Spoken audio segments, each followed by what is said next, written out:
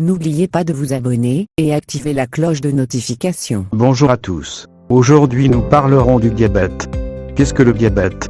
Le diabète est une maladie métabolique caractérisée par une élévation anormale chronique de la glycémie, définie par le taux de sucre dans le sang.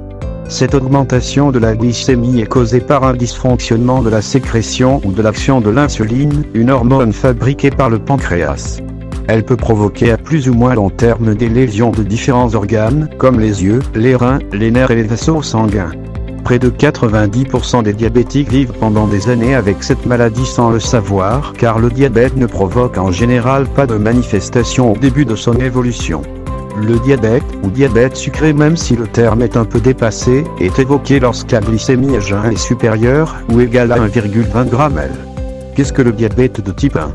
Le diabète de type 1, encore appelé diabète insulinodépendant, concerne environ 6% des diabétiques.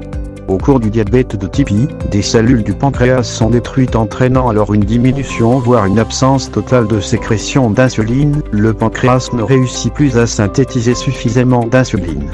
Le glucose n'arrive donc plus à pénétrer dans les cellules, augmentant ainsi son taux sanguin et provoquant une hyperglycémie. Le diabète de type 1 apparaît surtout chez l'enfant et le jeune adulte. Qu'est-ce que le diabète de type 2?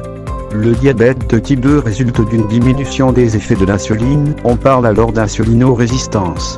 Si elle ne fonctionne pas bien, le sucre s'accumule dans le sang, la glycémie augmente, le diabète apparaît. Le diabète de type 2 touche plus de 90% des diabétiques, surtout chez l'adulte avec une survenue possible dès l'adolescence. Qu'est-ce que le diabète insipide?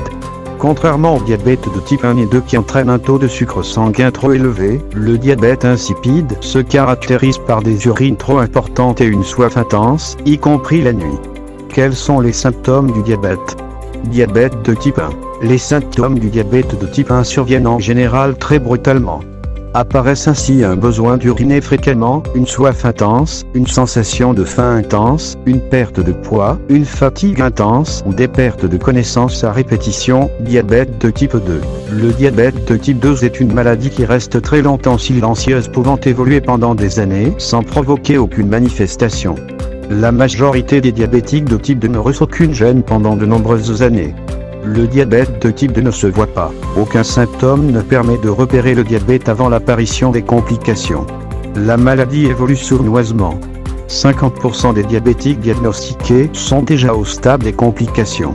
Les signes pouvant annoncer un diabète de type 2 sont les suivants. Fatigue, trouble de la vision, sensation de bouche sèche, besoin d'uriner souvent, d'avoir davantage faim ou soif, picotement dans les pieds, infections qui guérissent mal, ils apparaissent plus lentement et plus sournoisement. Il est important de savoir repérer les signes discrets du diabète. Tendance aux infections de la peau, abcès, furoncles, troubles de l'érection, fatigue, essoufflement, infections urinaires. Quelles sont les causes du diabète? Le diabète de type 1 a une origine auto-immune.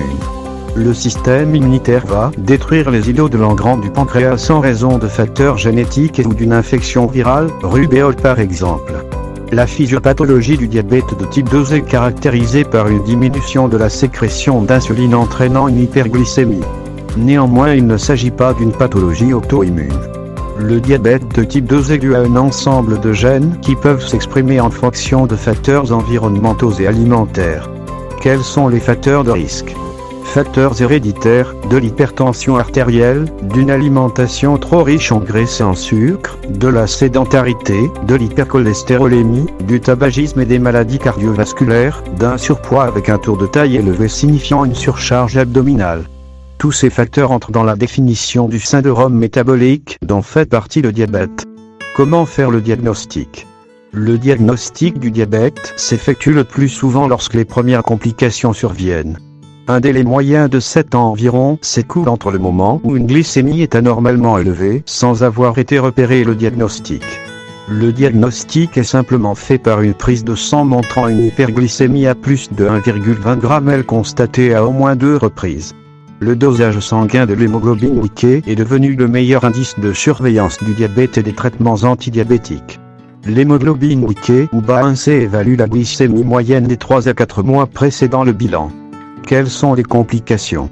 Les principales complications du diabète sont La rétinopathie diabétique, responsable à terme d'une cécité, les complications cardiovasculaires, la néphropathie diabétique aboutissant à l'insuffisance rénale, la neuropathie diabétique, les infections, les ulcères de pieds et de jambes.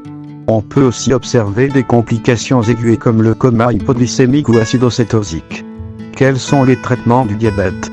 Les objectifs du traitement du diabète est de maintenir une glycémie normale ainsi qu'une hémoglobine glycée inférieure à 7%. Le traitement d'un diabète s'adapte tout au long de la maladie. Les mesures diététiques et le contrôle de l'alimentation ainsi que les activités physiques sont souvent suffisantes pour équilibrer le diabète de type 2 lorsque les complications ne sont pas apparues. Le traitement du diabète varie selon chaque personne et selon le type de diabète. Le diabète de type 1, diabète insulino-dépendant, se traite par des injections d'insuline. Le contrôle et la surveillance des facteurs de risque comme par exemple le surpoids, le tabagisme, l'excès de cholestérol et la consommation d'alcool sont également indispensables. Le diabète de type 2 peut être traité par des médicaments mais lorsqu'il évolue, le passage à l'insuline peut être nécessaire. Des insulines adaptées permettant de limiter le nombre quotidien d'injections sont disponibles. Pour le traitement et le suivi, le médecin généraliste est l'interlocuteur idéal. Quelles sont les règles d'alimentation en cas de diabète ? Les bienfaits d'une alimentation équilibrée sur la santé et particulièrement sur le diabète sont scientifiquement prouvés. Quand on a du diabète, il faut privilégier des aliments riches en fibres. Fruits, pommes, poires, légumes verts, produits céréaliers complets à grains entiers, épeautres non hybridés, orge, semoule de blé dur concassé, légumineuses, pois chiches, lentilles, pois chinois ou haricots, fruits secs ou graines.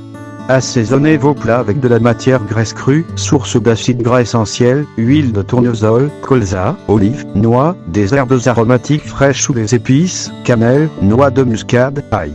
Alternative intéressante et naturelle au sucre ajouté, les édulcorants ou les fruits secs en quantité modérée agrémenteront vos pâtisseries et fromages blancs.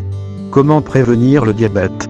Pour éviter de déclencher un diabète ou ralentir son évolution, il faut avoir une activité physique régulière, contrôler son poids et surveiller son alimentation, réguler sa tension artérielle, arrêter le tabac, diminuer sa consommation d'alcool.